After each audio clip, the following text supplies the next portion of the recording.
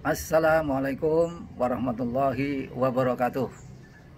Alhamdulillahirabbil alamin, wassalatu wassalamu ala asrofil anbiya'i wal mursalin wa ala alihi washabihi ajmain, la haula wala quwwata illa billahi aliyil azim. Amma ba'd.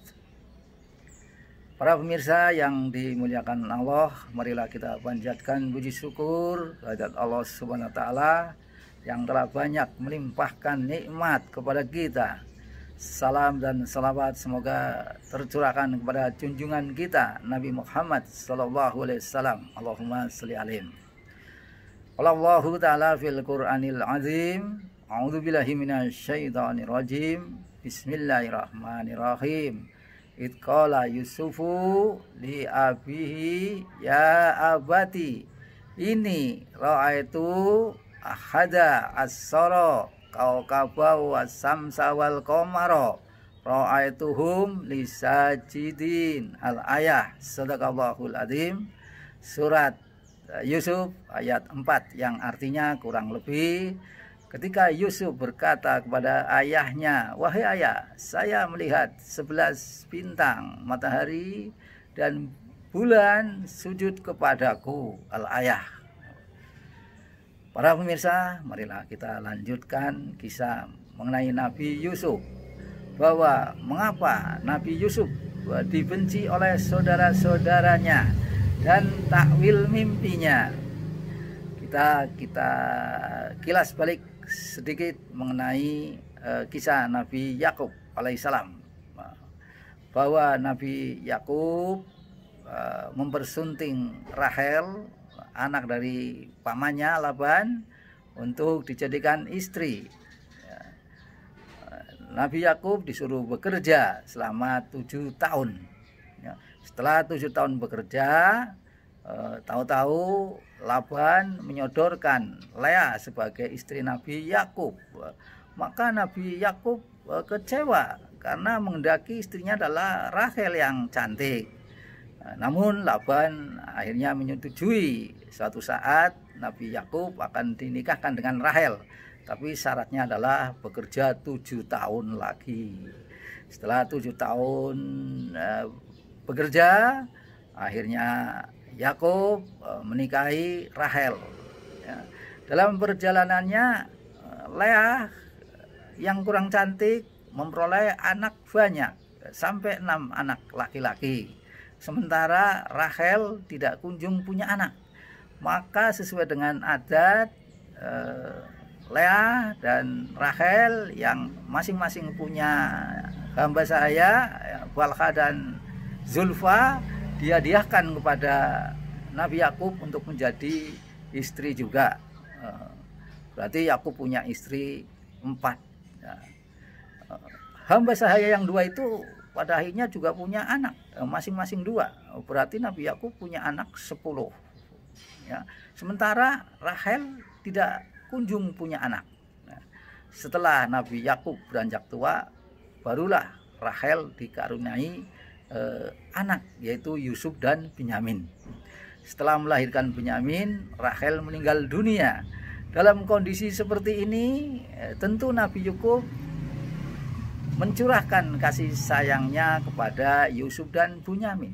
Atas kasih sayang Nabi Yakub ini dianggap sebagai perlakuan yang kurang adil dari saudara-saudaranya, dan juga bahkan dari ketiga istrinya, menganggap Nabi Yakub bertindak pilih kasih.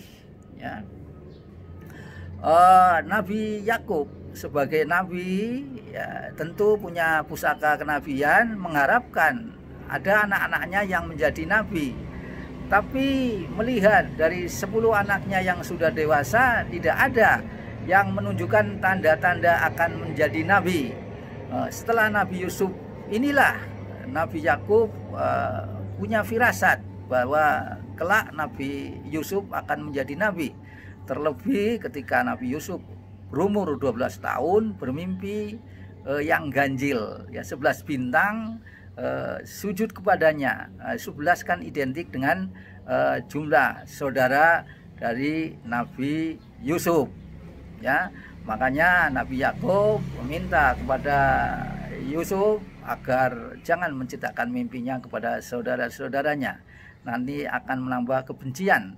Kalau saudaranya ngerti bahwa Nabi Yusuf mimpi yang dekat dengan takwil bahwa Nabi Yusuf kelak akan menjadi nabi. Tentang takwil mimpi, ya, kita umat muslim jangan menafikan mimpi, ya. Mimpi memang bersumber dari 3 sumber, dari Allah, dari malaikat, dan dari setan. Mimpi yang bersumber dari Allah dan malaikat itu pasti benar, ya. Suatu hadis mengatakan asdaqukum ru'ya, asdaqukum hadisa. Ya. Orang yang paling benar dalam mimpinya adalah orang yang benar perkataannya, ya.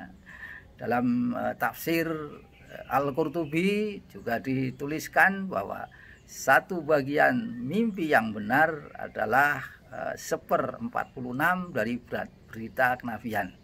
Dan juga di riwayat lain bahwa satu bagian mimpi merupakan 1/70 dari berita kenabian. Ya. Kita juga tahu kisah tentang mimpi yang benar dari kisah mimpi dari Nabi Ibrahim alaihissalam, yang ketika bermimpi disuruh menyembelih anaknya Nabi Ismail alaihissalam. Itulah mimpi yang benar. Pada suatu saat juga Nabi Muhammad SAW bermimpi ketika menjelang perang Badar, melihat musuhnya kelihatan sedikit, padahal dalam kenyataannya lebih banyak. Maka dalam perang Badar, ya, pasukan Nabi Muhammad SAW melihat pasukan musuh kelihatan lebih sedikit, sehingga memberikan semangat bagi pasukan Nabi Muhammad SAW untuk bersemangat memenangkan peperangan. Akan halnya mimpi Nabi Yusuf juga mimpi yang benar, karena nanti kelak suatu saat mimpi itu akan terbukti ketika Nabi Yusuf, ya, berdomisili di Mesir. Di sana datang saudara-saudaranya bersimpu dan bersujud di hadapan Nabi Yusuf. Mimpi yang benar, ya. Allah berfirman dalam Al-Qur'anul Karim surat Yusuf ayat 7, ya, Bismillahirrahmanirrahim. Laqad kana fi Yusufa wa ikhwatihi ayatul lisailin, yang artinya kurang lebih sungguh pada kisah Yusuf dan saudara-saudaranya adalah bukti bagi orang yang bertanya. Demikianlah kisah singkat, ya, mengenai Nabi Yusuf.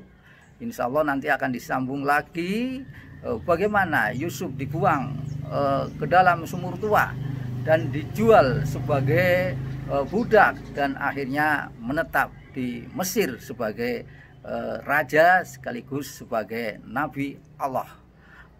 Demikian, kurang lebihnya mohon maaf. Akhirul kalam, wassalamualaikum warahmatullahi wabarakatuh.